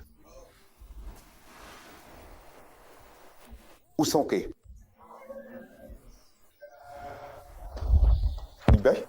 Tes idées sont-elles consacrées au Seigneur? Et, ah oui, c'est ce qu'il a dit, donne-toi toi-même. Toi-même, cela inclut ton esprit, ton intelligence, tes idées. Quelles sont nos idées? Toutes ces idées que nous avons. Toutes ces choses, les discothèques, les clubs, peu importe, ce ne sont que des idées, ce sont toutes des inventions. Mercedes-Benz, les voitures, les pantalons blancs, peu importe, il y a différentes idées qui émergent avec les voitures et d'autres choses. Ce ne sont que des idées, mais ce sont des idées données à quelque chose. 10e croisade, cœur, tulite, grosse, peu importe. Missionnaire à plein temps dans les quartiers de transit. Bureau de la dénomination, vision, librairie, maison du parchemin, réseau de la ville, réseau international, réseau rural, diocèse de Bima, diocèse de Sozo, diocèse du Phare, école GSGO. Surintendant général, général au Basi, site web, un site web de père à fils. Tout cela, ce sont des idées, une série d'idées. L'esprit fonctionne, mais il fonctionne dans une direction particulière à 100%. Pas même une seule idée pour autre chose. Vous dit quelque chose qui vient du fond du cœur. Écoutez-moi attentivement, ne soyez pas jaloux de moi. Je sais que je suis plus riche que presque tout le monde ici. Oui, mais ne soyez pas jaloux de moi. Ne soyez pas jaloux du profit qui m'a été accordé. Toutes ces idées, pas une seule que je vous ai donnée n'est une idée pour gagner de l'argent. Réfléchissez Y à 2 fois. Mais en fait, pour la sécurité, pas une seule idée n'est une idée pour me sécuriser moi-même, ou pour sécuriser quoi que ce soit. Au contraire, même certaines des idées, si vous en parlez aux gens des ressources humaines, c'est pour vous sécuriser, et pour vous aider, pour rendre votre vie meilleure et plus sûre, et pour faciliter le ministère à plein temps pour vous. Ne soyez pas jaloux. Donnez-vous et faites confiance à Dieu, à moins que sa parole ne soit pas vraie, et voyez. Les idées, l'ingéniosité. Tu dis que tu es en première classe, génial. Quand Catherine m'a dit qu'elle avait eu la première classe, je lui ai dit s'il te plaît, va faire un master parce que tu es trop intelligente pour l'église. Et c'est ce que j'ai fait. C'était une tentation. Ouais, M. Ayant oublié ce que Jésus a dit, voulez-vous aussi vous en aller? Tu dois partir. Tout le monde part. Toi aussi pars. Et puis ils ont dit, nous n'avons nulle part où aller. J'ai dit que tu dois partir maintenant car tu es en première classe, plus intelligente que nous tous. Une personne intelligente comme toi doit faire un master. Deviens ceci, cela, peu importe où est. Tu dis que tu es intelligente, tu dis que tu es ingénieur, tu dis que tu es architecte. Apporte ton architecture à l'église. Regarde si le Seigneur est capable de prendre soin de toi. Essaie et tu verras. En attendant, je sais que Dieu le fera parce que moi je ne peux pas, sa promotion vient du plus humble, pas du Seigneur. Fais-lui confiance, peu importe comment il agit. Il s'en occupe parce que je sais que même si le Seigneur a utilisé ma mère pour me bénir, je sais que cela vient du Seigneur. Si le Seigneur utilise même l'Église pour te bénir, cela vient du Seigneur. Si le Seigneur utilise ton ami ou ton amitié avec quelqu'un pour bénir, cela vient du Seigneur. Si le Seigneur utilise quoi que ce soit qu'il possède pour bénir, cela vient du Seigneur. Tu dois voir la main du Seigneur dans tout. La main du Seigneur pourvoit pour moi et sa bénédiction donne. Donne-toi, donne ton esprit. Le prochain point, je donne ton éducation.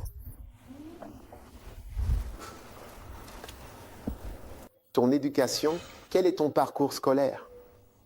Mets-le à profit. Tu dis que tu as fait un MBA. D'accord, voyons maintenant la puissance d'un MBA. Tu dis que tu as fait de l'ingénierie, tu es ingénieur électricien. Pasteur John Wee. Tu dis que tu es ingénieur électricien, voyons la puissance de l'ingénierie électrique. Tu dis que tu as fait du management, CIMA, ACCA, voyons cette personne. Steve a utilisé son AC, cet ACCA que tu as au Canada, il l'a utilisé de façon puissante.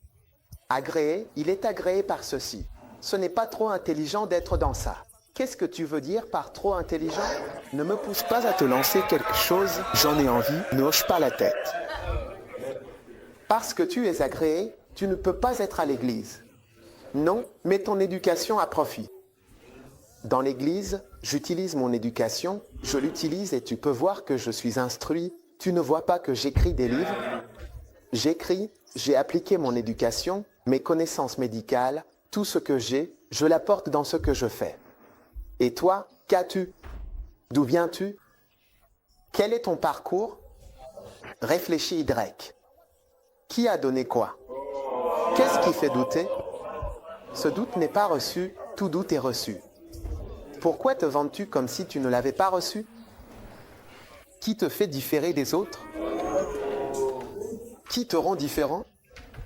Que as-tu? Apporte-le pleinement. Je vous l'ai dit.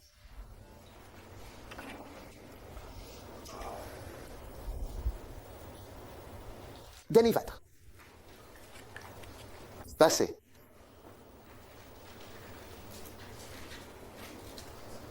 Vous voyez votre passé. Donnez-le au Seigneur. Ça. Amen. Vous voyez, ma mère vient de Suisse, je suis à moitié suisse, à moitié canadien, j'ai tout donné au Seigneur, c'est pourquoi nous avons des églises en Suisse. La toute première branche de cette église était en Suisse, à Genève. Vous comprenez? J'ai donné tout mon héritage suisse au Seigneur, je l'utilise pleinement. Mon accès à cet endroit, mon passé venant de cet endroit, mes connaissances. Tout. Ma mère, qui a travaillé à l'ambassade pendant des années, j'ai utilisé cela. Regardez, je n'ai pas utilisé toutes ces choses pour l'argent. Je les ai utilisées pour aider l'Église. Je les ai utilisées pour déplacer des pasteurs à différents endroits. Je les ai utilisées pour accomplir des choses pour l'œuvre de Dieu. Parfois, quand ils voient mon nom sur des lettres, ils disent « C'est votre fils qui écrit cette lettre. C'est ma lettre. J'écris des lettres. » J'utilise cela. Et toi, à quoi utilises-tu ce que tu as? Toujours en train d'essayer de te sécuriser et d'obtenir quelque chose. Tu vois, ce n'est pas étonnant que tu ne puisses jamais te mettre dans une position pour recevoir du Seigneur toute son abondance et toutes ses bénédictions, et c'est pourquoi ta prospérité dépend de ton propre bras droit, qui est très faible. Et non du bras du Seigneur. Alors, quand je regarde ma vie, je me demande ce que je retiens. Mais j'ai compris que plus tu donnes au Seigneur, tu peux penser que tu perds. Mais Éphésiens 6.8 dit que tout bien que l'homme fait, il le recevra du Seigneur. Mais tu es un Ashanti, issu de famille royale. Ensuite, tu utilises tes relations. Tu utilises ton origine, c'est lié à tes relations. Tu es un Ashanti de la famille royale, peu importe laquelle. Ton père possède des terres. Tu es un chef ou ton père est un chef. Tu es le fils d'un chef où tu es. Un membre de la famille royale. Qu'est-ce que tu es? Tu ne veux pas t'en servir pour aider. Pourquoi ne t'en sers-tu pas pour aider? J'ai tout utilisé de mon côté pour aider. J'ai tout utilisé de mon côté pour aider. Oh. Je me souviens d'un bâtiment à Dansana. Il appartenait à mon oncle. J'ai dit que c'était un très bon endroit pour l'église. J'ai tout essayé. J'ai pris mon courage à deux mains. Même s'il ne m'aimait pas, cette partie de la famille ne m'aime pas. J'ai pris mon courage à deux mains, appelé le pasteur Robert et dit « Écoute, va, parlons à ta tante, appelle-les. Parle-leur. » Nous avons essayé. J'ai pris mon courage à deux mains. Ils ne nous l'ont finalement pas donné, mais j'ai essayé. J'ai utilisé ma petite connexion, celle de ma famille au War Mills. J'ai utilisé ce que j'avais. Mais ça n'a pas marché. Mais je l'ai fait quand même. Et je l'utilisais pour tenir une église. Les tables de mon terre, je les ai utilisées pour faire un bureau. Je ne sais pas. Et mon père m'a appelé et m'a dit « Écoute, laisse-moi te dire quelque chose. » Un jour, ces gens pour qui tu fais tout ça, comment tu appelles ça? Ils vont dire que tu as volé de l'argent. Ils ne savent pas que toutes ces choses m'appartiennent.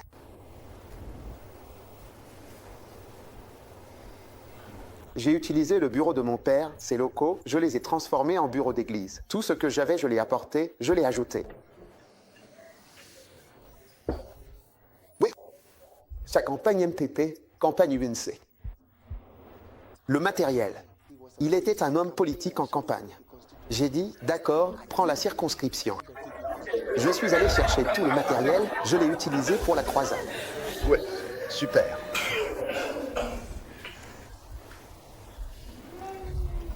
Et c'est étonnant, pour la dit, si j'ai semé pour vous des choses spirituelles, et c'est étonnant que je récolte vos biens matériels. Parfois, tu te demandes, est-ce vraiment étonnant que quelqu'un récolte certaines choses qu'il a semées? Est-ce vraiment surprenant? J'ai donné mes contacts. Tu vois, je peux prêcher ce que j'ai fait plus facilement, n'est-ce pas? Utilise tes capacités. Quelles capacités as-tu? Tes dons. Le suivant. Donne tes dons. Et puis ensuite, donne tes compétences. Tu donnes tes compétences. Tu donnes tes capacités. Tu donnes tes compétences. Pasteur dit, quelles compétences as-tu? Tu comprends? Maintenant, à partir de maintenant, ta compétence doit être donnée à Jésus. Tu l'as utilisé pour gagner de l'argent, obtenir ceci, cela, te déplacer, faire ceci, venir à Londres, te marier, tu as fait ceci, cela. Toutes tes compétences ont servi à des acquisitions terrestres, à des choses de la terre. Oh oui. Oui. Non, c'est vrai. Et vous voyez, on peut constater à travers nos petites réussites terrestres que nous sommes doués, que nous avons des compétences, que nous savons faire des choses. Et ce que j'essaie de dire, c'est que lorsque Dieu dit de te donner, il faut transférer ces choses. Transférez tout. Il ne faut pas en donner qu'une partie. Au paradis, vous serez surpris. Tu m'as donné, mais tu ne m'as pas donné ton tempérament. Vous serez surpris par ce qu'on vous dira. Oui, tu as donné ça, mais tu ne m'as pas donné tes capacités ni même tes relations. Tu t'es contenté de réserver et de dire « Oh, je ne veux pas appliquer l'Église dans cet aspect ou autre ». Oui, ce n'est pas, je ne veux pas savoir. Mais tu as les capacités. N'est-ce pas chose merveilleuse? Oui. Pasteur Richard, tu es mathématicien. C'était pas loin. Voilà. Merci. D'accord?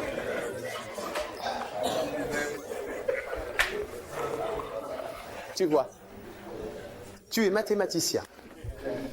Utilise ton éducation, tu serais surpris de voir où cela peut être utile au Seigneur.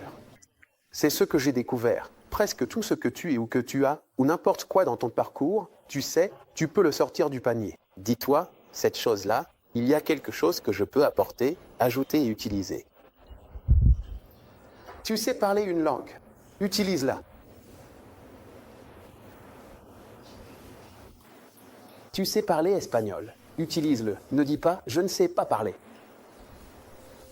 Tu sais parler Ewe? Beaucoup d'Ewe te diront « j'irai parler, il y a une sœur à l'église, elle utilise cette capacité pour nous. Elle a aidé l'église de nombreuses fois. » Elle te dira « toutes les personnes, si elle est Ewe, elle dira « toutes les personnes dans la salle sont Ewe ». J'irai simplement parler. Quand je parle la langue, tout fonctionne. Et elle y allait et elle parlait « baba baba baba » et elle s'arrêtait. Tout a marché.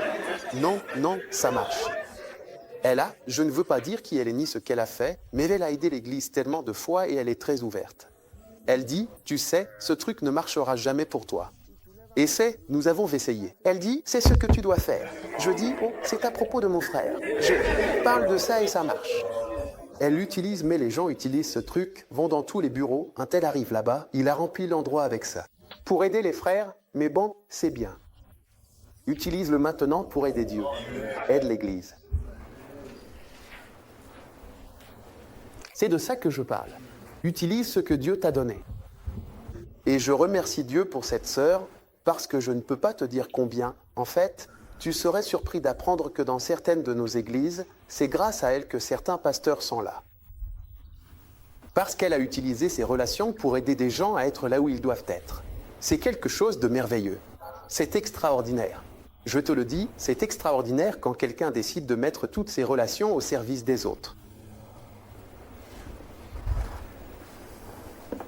Donne ton temps. C'est une autre chose. Ton temps.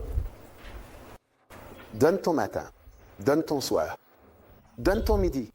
Donne ton après-midi. Donne-le au Seigneur. Donne-le au Seigneur. À 100%.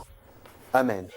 Et pour moi, cela a été la plus grande bénédiction quand je suis entré dans le ministère. Parce que j'ai découvert que maintenant, tout mon temps est donné au Seigneur.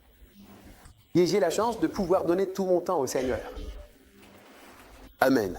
Maintenant, si tu es un employé qui veut travailler de 9h à 17h, à 17h pile, je dois partir. À 16h pile, je dois partir. Ton temps n'est pas avec le Seigneur. Ton temps dit autre chose. Tu vois, j'ai déjà travaillé avant. J'ai travaillé à Colbu. C'est comme ça que je travaillais. Je n'attendais qu'une chose, c'était 8h. Quand je n'étais plus de garde ou de service. Je ne pouvais pas attendre, parce que mon cœur n'y était pas. Mon temps, je voulais le récupérer. Je voulais récupérer mon temps. Je n'arrivais pas à attendre pour avoir mon heure 1 minute après 8h. Je ne dois pas être quelqu'un de grand. 1 minute après 8h. Mais maintenant, je ne sais pas ce que j'ai fermé quand j'ai commencé. Quand je commence, il n'y a rien de tel pour moi. Il y a cette différence. Maintenant, je ne sais plus quand je travaille et quand je ne travaille pas. Mon temps, je veux dire, est continuellement sans fin. Avec Seigneur. Puissiez-vous comprendre ce que cela signifie de se donner uniquement au Seigneur. Donne ta famille. Ta famille. Donne ta femme. Tu sais, si tu es un homme et que tu es dans le ministère à plein temps, pourquoi ne voudrais-tu pas donner ta femme? Quand la Bible dit « Je connais Abraham », je connais Abraham. Il commandera à toute sa maison après lui. Pourquoi ne veux-tu pas que ton conjoint soit aussi là avec toi? Je pense qu'une personne sincère qui veut se donner au Seigneur voudrait sincèrement que son conjoint soit également donné au Seigneur. Si tu penses que ton conjoint a quelque chose à offrir, ton conjoint l'apportera aussi. Pasteur Brian, vérifie. Ta femme prépare du riz, de la sauce. Qu'est-ce qu'elle prépare? Bon cul? Du riz sauté? Oh, juste du riz sauté. Rien que du riz sauté. Spécialiste du riz sauté. Elle a préparé du riz sauté pour toute l'université. Et elle a lancé un business de riz sauté. Elle a des talents. Elle a des compétences. Tu comprends? Tu devrais aussi vouloir que les talents et les compétences de ta femme soient offerts au Seigneur. Tu vois, je vais te dire, il y a de nombreuses années, j'ai été assis avec de grands hommes de Dieu. Et j'ai réalisé qu'ils ne voulaient pas que leurs enfants soient dans le ministère, et celui-ci a dit « Oh, mon fils est dans une université, ceci et cela, en Amérique, il devient médecin, il devient avocat. » Puis un autre « Mon fils est dans cette université ici, ceci. » Et j'ai réalisé qu'ils ne voulaient pas qu'ils aient quoi que ce soit à voir avec ça, et cela m'a marqué, ça n'arrêtait pas de résonner en moi. Est-ce que c'est juste? Est-ce que c'est juste? Et je me suis dit, en grandissant, je veux que mes enfants soient. Je pense qu'il est le plus grand, je donnerai aussi mes enfants au Seigneur. Oui, je veux que mes fils, mes filles, tous soient consacrés au Seigneur. Je ne veux pas qu'ils soient médecins, avocats, ceci, cela, peu importe. Non, pas du tout. Je considère cela comme acquis. Je veux obtenir des excréments. Si j'obtiens de vrais excréments et que je les apporte ici à l'église, tu comprends. Alors tu pourras comprendre ce passage des Écritures. Je veux t'enseigner à partir de ce passage aujourd'hui. Je ne sais comment obtenir excréments. Riche. Riche. Oh, il faut que j'achète des excréments. Tu vas m'aider? Oh, je vais le faire.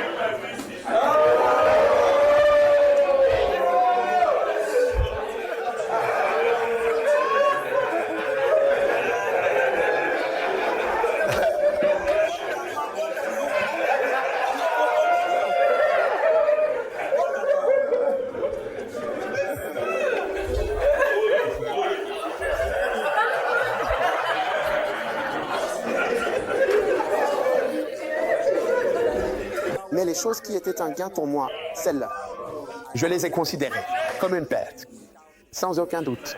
Je les ai considérées comme une perte à cause de l'excellence de la connaissance du Christ. En d'autres termes, la connaissance du Christ comparée à toutes les choses, c'est de la boue. Et je les considère comme de la boue afin de gagner Christ. As-tu cet état d'esprit ou tu ne l'as pas? Puisses-tu avoir le bon état d'esprit? Alors je vous dis, donnez-vous, donnez à vos enfants. Je veux dire, est-ce authentique?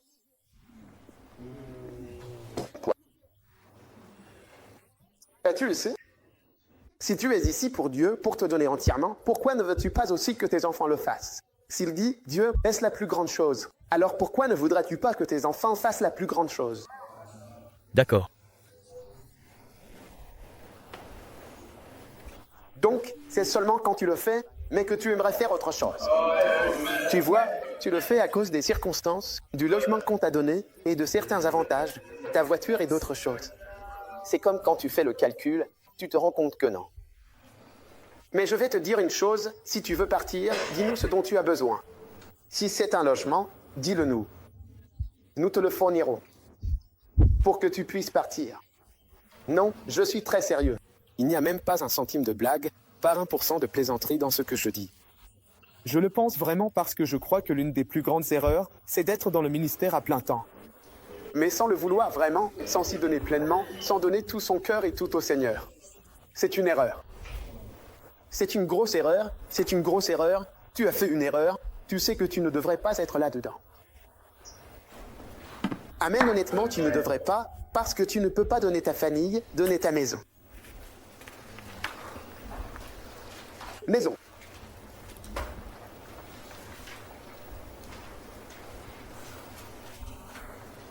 Ta maison. Pourquoi les gens ne peuvent-ils pas rester chez toi? Pourquoi devons-nous te supplier pour que quelqu'un puisse rester dans ta maison? Pourquoi devons-nous négocier? Pourquoi y a-t-il des personnes dans l'Église qui ne sont pas à plein temps dans le ministère? Eux, au contraire, proposent « Viens et reste chez moi ». Mais vous ne voulez pas que quelqu'un reste dans votre maison. Tu dois te donner entièrement au Seigneur. J'ai déjà eu des gens qui sont restés chez moi pendant plus d'1 an. Un visiteur. Je Je suis fier de toi. J'ai eu des visiteurs, le même visiteur en continu chez moi pendant 1 an. Miséricorde. Oui, j'ai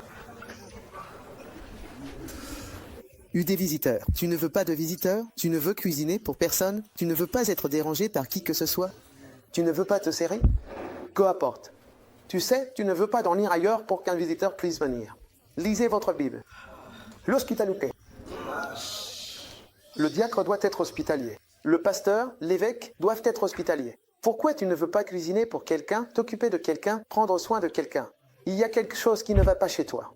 Il y a quelque chose qui ne va pas chez toi. Qui devrait le faire? Certains riches disent « Enfin, je n'ai pas ceci ou cela ». Qu'est-ce que tu n'as pas? Ce que tu as, tu le partages. Riche, fruits frais, peu et on. Et ceci s'adresse surtout aux dames. Parce que certaines d'entre nous, les femmes, nous sommes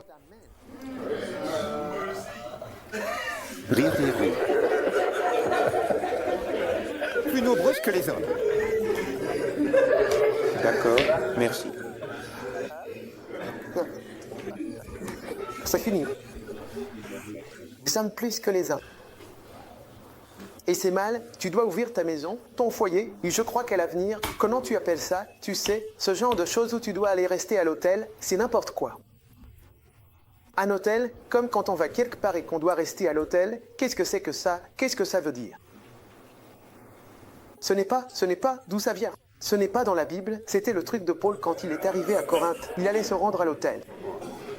Ce n'est pas si tard pour nous briser, caser. Il n'y a rien de tout ça. Amen. Est-ce que tu écoutes ce que je dis?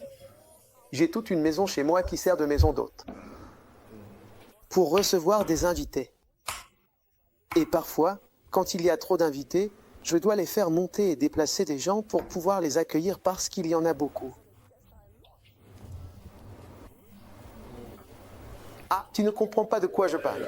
Ouais. Je ne me sens pas mal. Oui. Tu ne veux pas le donner. Donc tout cela fait partie du fait de se donner entièrement au Seigneur.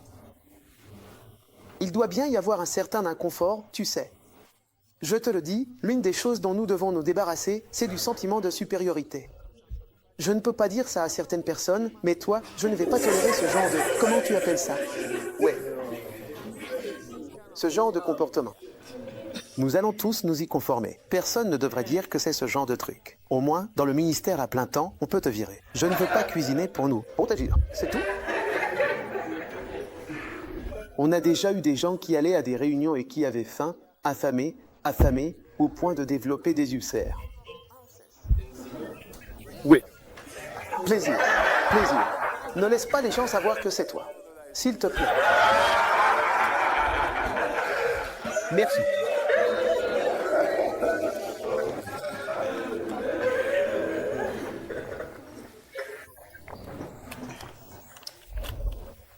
Danke dir.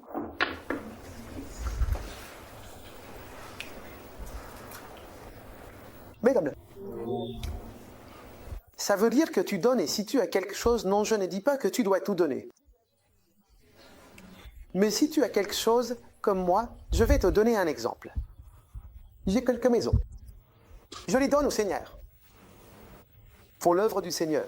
Je ne perçois pas de loyer. Je ne prends rien. C'est pour le Seigneur. Je l'ai aussi ajouté aux choses que je donne au Seigneur. Et je suis béni. Et j'ai appris cela de mon beau-père. Je ne sais pas, il y a des années, j'ai juste ressenti. Quand j'ai vu certaines choses qu'il faisait, je me demandais pourquoi cet homme vivait si longtemps. Et j'ai senti que certaines des choses qu'il avait construites pour le Seigneur dans son Église et ce qu'il avait compris, c'était une grande bénédiction. Vous savez, quand on construit une maison pour Dieu, Dieu vous protège aussi, il vous abrite et vous donne un refuge. Parfois, même quand on collecte un petit peu, combien, à quoi cela va-t-il te servir? C'est comme si parfois Dieu te donnait même une opportunité. Pourquoi que ce soit, mais à chaque fois, il veut quelque chose. Qu'est-ce que tu vas en faire? Ou tu ne comprends pas ce que je dis? Oh oui. Non, parfois, je parle avec des gens et je dis, regarde, tu vois certaines personnes que j'ai amenées, je dis, tu as une maison ici. Garde la maison, ne demande pas de loyer. Garde-la, on l'utilisera, c'est une bénédiction. Qu'est-ce que tu vas en retirer? Qu'est-ce que tu vas en faire? Tu ne peux pas y dormir. Tu ne peux rien y faire. Donne-la au Seigneur. On a beaucoup de choses à faire. Quelqu'un peut y inviter. J'utilise mon influence. J'ai aussi donné mon influence, mes capacités, mes relations. J'obtiens des choses gratuitement pour l'Église. Parfois, je dis, je veux quelque chose. Je dis, donne cette chose gratuitement. Donne-le à l'Église. Un jour, je faisais quelque chose. J'étais avec quelqu'un et il a dit, ou bien, la façon dont je suis lié à lui, c'est qu'il veut donner quelque chose. Mais je dis, non, non, donne quelque chose à l'Église. Alors ne sois pas jaloux de moi si tu me vois. Je suis très béni, parce que beaucoup de choses qui me sont destinées, c'est au Seigneur qu'elles sont données. Et je suis béni. Ma prospérité s'est manifestée. Oh oui, et je crois qu'elle va se manifester encore plus. Donc j'utilise toujours, chaque fois que je reçois plus de choses à donner au Seigneur, tout ce que je peux avoir, je le donne au Seigneur. Un jour, j'ai reçu mon héritage de mon père et j'ai dit, cette maison, je vais la donner au Seigneur. Tout ce que j'ai, je veux le donner au Seigneur. C'est une bénédiction. Est-ce que tu comprends de quoi je parle? Tu ne l'as peut-être pas, mais tu as toujours quelque chose. Tu as toujours une certaine influence que tu peux donner au Seigneur. Donne-toi entièrement, entièrement, entièrement. Parfois, tu accumules 400 CDS, qu'est-ce que tu vas en faire?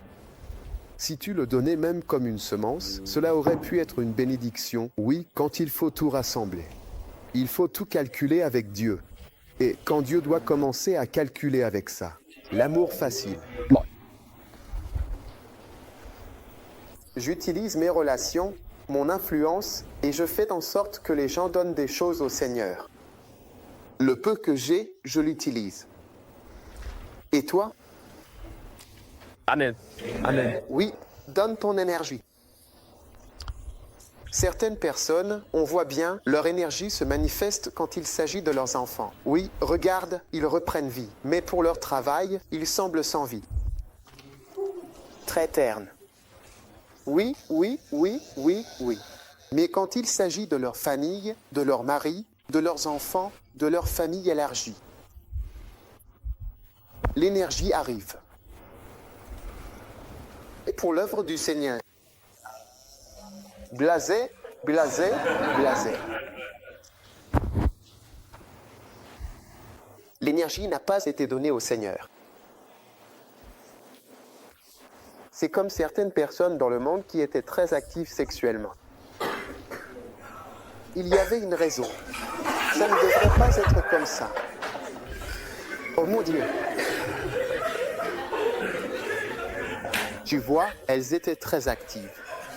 Sexuellement, mais quand elles se sont mariées, tu vois, elles sont devenues des corps sans vie. Et elles sont devenues des cadavres. Dis-le, dis-le. Et elles sont devenues désintéressées. Tu comprends? Donc tu te rends compte que leur énergie a été donnée au petit Annie. Un jour, je parlais à quelqu'un, j'ai dit, pense aux choses que tu as faites avec différentes personnes. Les mots qui sont dans ma bouche ne devraient pas sortir. Ça ne devrait pas être enregistré. Je suis désolé. Et tu as reçu un message. J'ai commencé à décrire les choses, j'ai dit, tu as fait ceci. Pour ton petit Annie, tu as donné cette énergie, sautant partout comme une grenouille. Mais quand il s'agit de l'homme qui t'a passé la bague au doigt, tu ne lui as pas donné ton énergie. Il est mort. Tu es morte. Il est mort dans ta tête. Toute ton énergie est partie. Mais aux garçons qui ne t'ont pas épousé, aux garçons qui t'ont menti, c'est à eux que tu as donné ton énergie. Tu étais vivante.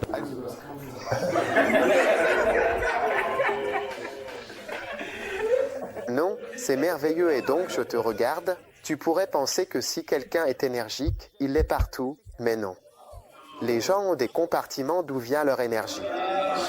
Oui, les gens ont des compartiments. Ça vient à cet endroit quand Amen arrive. Tu vois? Et il se donne entièrement. Voilà. Je veux dire, c'est vrai. Il y a des gens qui s'animent quand ils voient un ordinateur. Quand ils voient un ordinateur, ils prennent vie. Oui. Tu t'animais quand tu voyais un ordinateur. Oh mon Dieu, quand il comptait.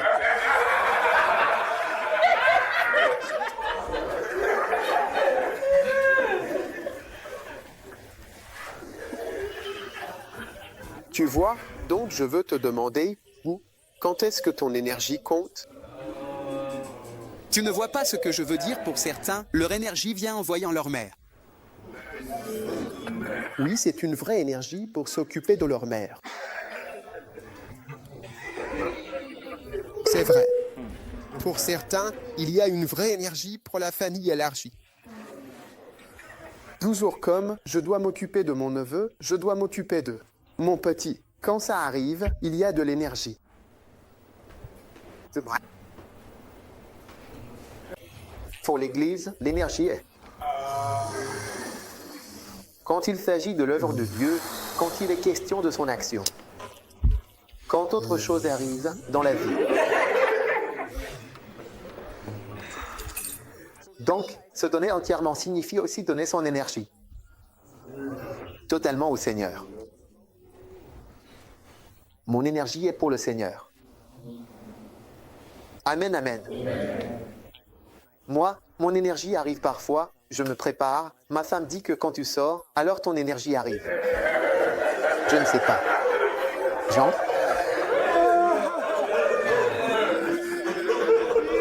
Mon énergie est là maintenant parce que je bouge, je sors, miséricorde. Miséricorde pour moi, je te le dis.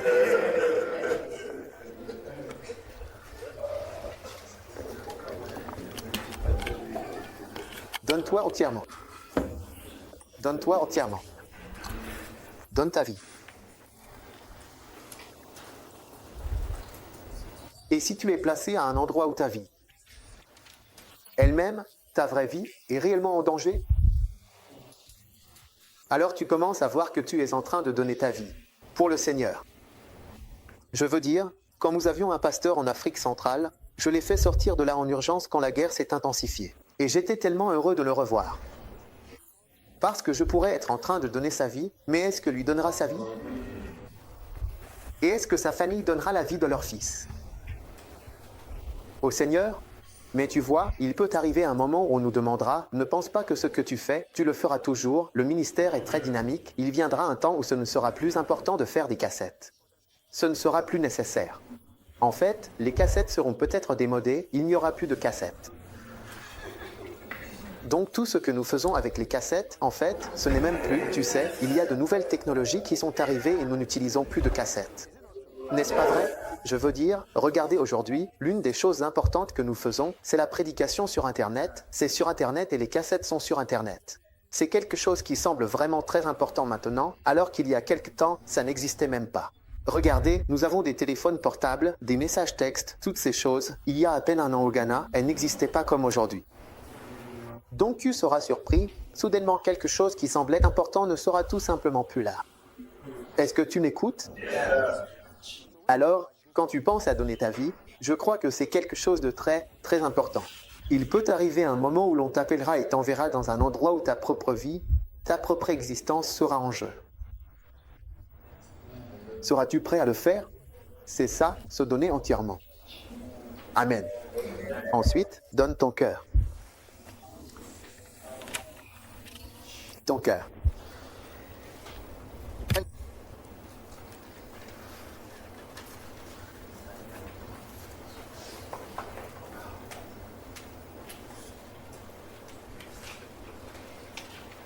Combien parmi vous sont engagés sans y mettre leur cœur?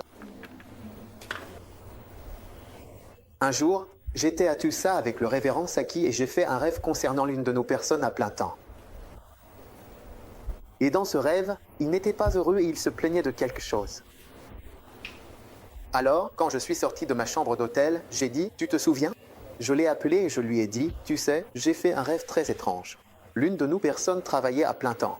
J'ai dit « Cette personne n'a pas l'air heureuse. » Alors j'ai dit « Je sens qu'il n'est pas heureux d'être avec nous. » Tu vois, même si on lui verse un bon salaire, meilleur que ce qu'il gagnait avant, même si on a payé ses dettes.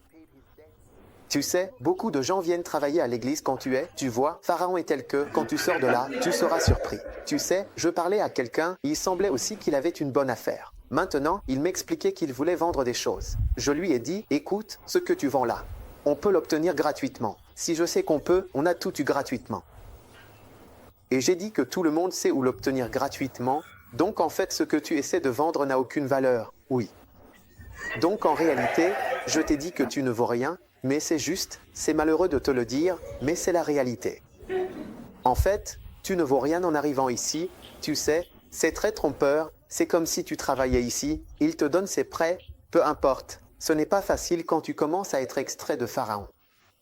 Beaucoup d'entre nous sont sortis de dettes, plusieurs, pas une ou deux, plusieurs, et souvent tu restes assis à payer, ce gars-là était l'un d'eux. Un exemple. Je lui demande, combien devez-vous tous? Combien dois-tu? Voilà ce que je dois. Paie tout. D'accord, viens travailler pour le Seigneur. Mais il n'était toujours pas heureux. Là où il avait travaillé de longues années sans jamais conduire de voiture, maintenant il conduisait une voiture. Tu vois, tu peux tout avoir, mais si ton cœur n'y est pas, vraiment pas. Et quand ton cœur n'y est pas, tu comprends? Tous ces à côté, au quotidien, ne comblent pas vraiment ton cœur. D'accord. Une voiture n'apaisera pas ton cœur. Ouais. Une voiture, tu vois, quand chaque nouveau gadget, tu t'y habitues. Ouais. Tu ne fais plus attention à leurs trucs. Ouais. C'est vrai. Tu ne les remarques plus. C'est vrai. Pour ça que ça ne vaut pas le coup de courir après tout, car au final, tu ne fais même plus attention à ces choses.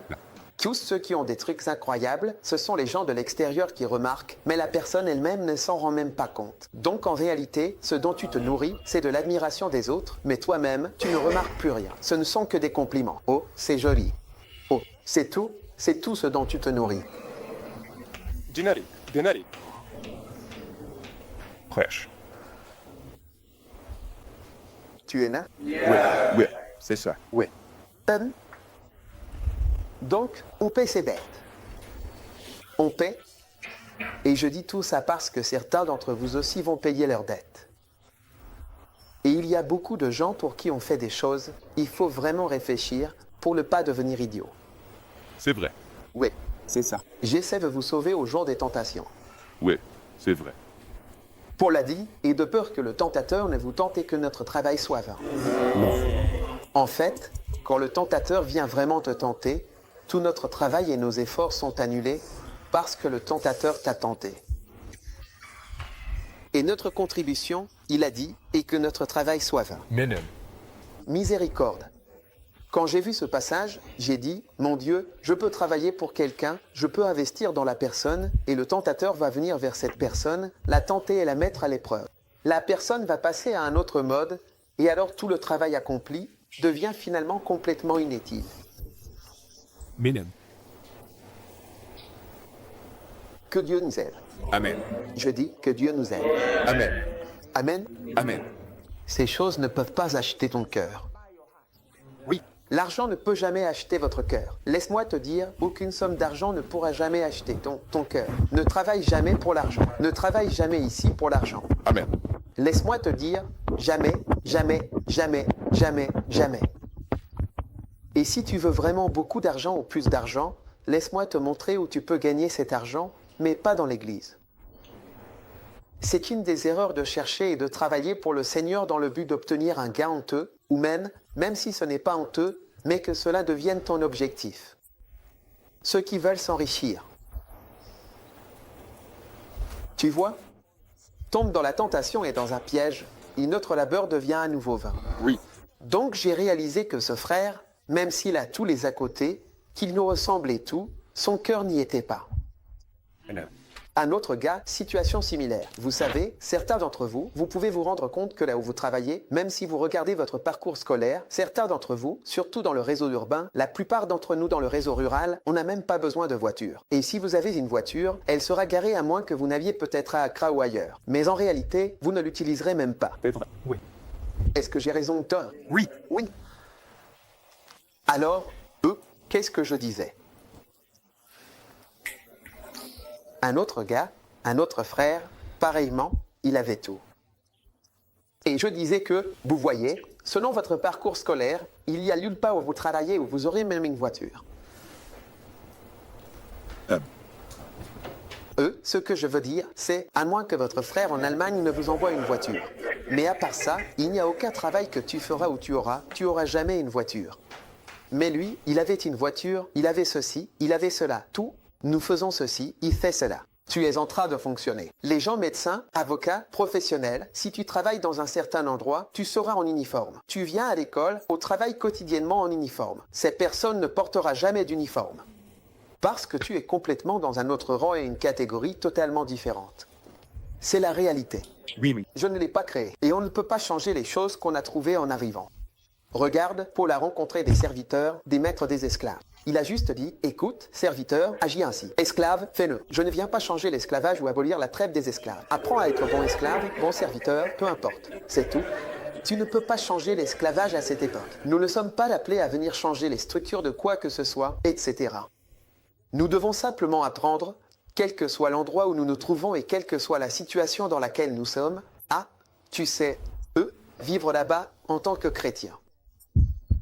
Oui. Mais ce que je veux dire, c'est que tu peux être élevé au plus haut rang, mais ton cœur n'y est toujours pas. Donc je veux te demander, peut-être d'ici la fin de ce camp, certains d'entre vous devraient démissionner du ministère à plein temps. D'accord. Amen. Oui. Je veux dire, peut-être qu'en y réfléchissant, tu es convaincu que ton cœur n'est pas ici. Tu vois, peut-être que ton cœur n'est pas ici. Mais bien sûr, si ton cœur est ici, tu continues simplement. Oui. Je ne prêche pas pour que quelqu'un démissionne, mais tu dois t'évaluer toi-même. Oui. Pasteur Anso, comprends ce que je dis? Oui. Tu es là? Oui, monsieur. Très bien. Levez-vous. Amen.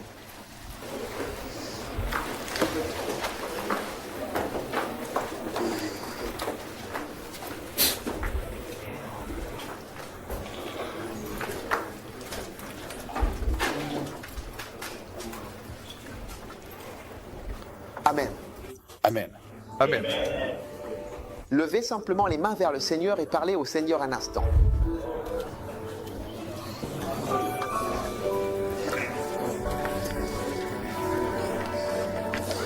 La situation dans laquelle je me trouve en ce moment est vraiment assez dangereuse. Même si, à première vue, cela ne paraît pas nécessairement risqué, il faut bien reconnaître que le danger est bel et bien réel et qu'il ne doit surtout pas être minimisé. En réalité, c'est une situation qui présente un niveau de risque très élevé et il est important d'en être conscient. C'est pourquoi je me vois obligé de quitter cet endroit, car rester ici serait vraiment trop dangereux pour moi.